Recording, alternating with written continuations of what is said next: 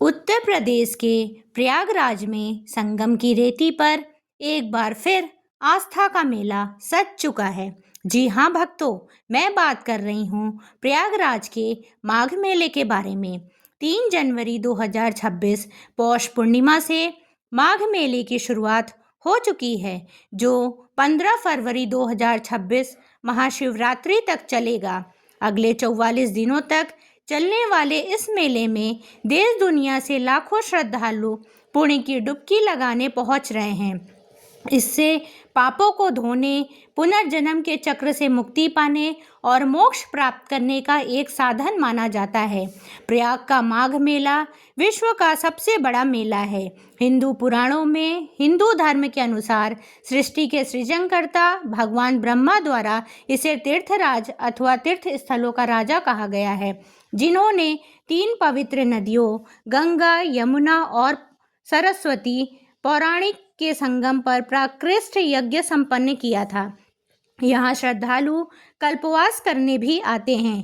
कहते हैं कि माघ मेला अर्धकुंभ और महाकुंभ के समान ही महत्वपूर्ण है। इसमें डुबकी लगाने पर व्यक्ति की आध्यात्मिक शुद्धि होती है और उसके जीवन में सभी तरह की नकारात्मकताओं का अंत होने लगता है। ऐसे में आइए कल्पवास के महत्व और स्थान की प्रमुख तिथियों को जानते हैं।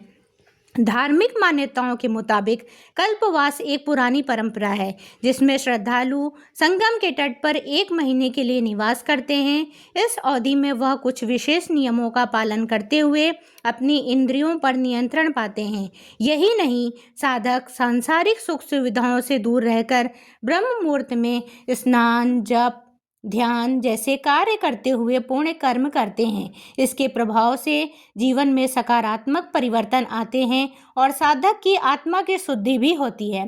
धार्मिक मान्यताओं के मुताबिक माघ मेले में आने वाले सभी श्रद्धालु अपनी श्रद्धा के अनुसार कल्पवास करते हैं। इस दौरान कुछ लोग पौष शुक्ल एकादशी से माघ शुक्ल द्वादशी तक कल्पवास करते हैं, तो वहीं कुछ लोग पौष पूर्णिमा से माघ पूर्णिमा तक भी कल्पवास करते हैं। कल्पवास के नियम क्या हैं भक्तों? इंद्रियों पर नियंत्रण, सत्य का पालन, ब्रह्मचर्य के व्रत का पालन करना, संध्या ध्यान, मन में जप करना, दिन में 3 बार स्नान करना, पितरों के प्रति आदर, पिंडदान, जीव जंतुओं के प्रति दया, प्रतिदिन ब्रह्म मुहूर्त में जागना, सही दिनचर्या का पालन करना। माघ मेले के प्रमुख स्नान कौन कौन से हैं? माघ मेले का पहला मुख्य स्नान पौष पूर्णिमा पर किया जा चुका है। इसके बाद अब दूसरा प्रमुख स्नान मकर संक्रांति के खास अवसर पर यानी 14 जनवरी को, तीसरा स्नान मौनी अमावस्या 18 जनवरी को, चौथा बसंत पंचमी यानी 23 जनवरी को, 5वां माघ पूर्णिमा 1 फरवरी को और माघ मेले का अंतिम और छठा मुख्य स्नान महाशिवरात्रि के शुभ अवसर यानी 15 फरवरी 2026 को किया जाएगा। दान और मंदिरों के दर्शन का महत्व। प्रयागराज में होने वाले मेले के दौरान आपको डुबकी लगाने के साथ ही प्रयागराज में स्थित मंदिरों के दर्शन भी अवश्य करने चाहिए। ऐसा करने से आपको ईश्वर का आशीर्वाद प्राप्त होता है। इसके साथ ही आपको यथासंभव जो भी आपसे हो सके कंबल, शॉल, स्वेटर, अन्न आदि का दान करना चाहिए। ऐसा करने से आपको आत्मिक सुख तो मिलता ही है, साथ ही पितरों का आशीर्वाद भी प्राप्त होता है। मौनी अमावस्या पर पूजन विधि। मौनी अमावस्या के दिन सुबह ब्रह्म मुहूर्त में जल्दी उठकर दैनिक क्रियाएं पूरी कर लें, फिर किसी पवित्र नदी में स्नान करें। खासतौर पर गंगा नदी में स्नान करना श्रेष्ठ माना जाता है। यदि नदी में स्नान संभव न हो तो घर में भी पानी में गंगा जल मिलाकर स्नान कर लें। स्नान के बाद भगवान विष्णु जी का स्मरण करें। इसके बाद सृष्टि के पालनकर्ता श्री हरि विष्णु की विधिवत पूजा करें और तुलसी माता की 3 बार परिक्रमा लगाएं। अंत में अपनी क्षमता के अनुसार अन्न, धन या वस्त्र का दान करें। मौनी अमावस्या पर किए जाने वाले उपाय।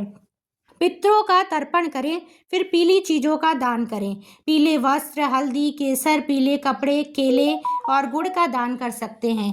घरों को साफ सुथरा रखें। चौखट पर हल्दी का छिड़काव करें और सुबह शाम सरसों के तेल का दीपक भी जलावें। अमावस्या पर भगवान विष्णु की उपासना के साथ साथ पीपल वृक्ष का पूजन करना भी विशेष पुण्यदायी माना जाता है। आपको हमारी दी गई जानकारी अच्छी लगी हो तो आप हमारे चैनल को लाइक और सब्सक्राइब करना ना भूलें और कमेंट में हर हर गंगे लिखें। हर हर गंगे।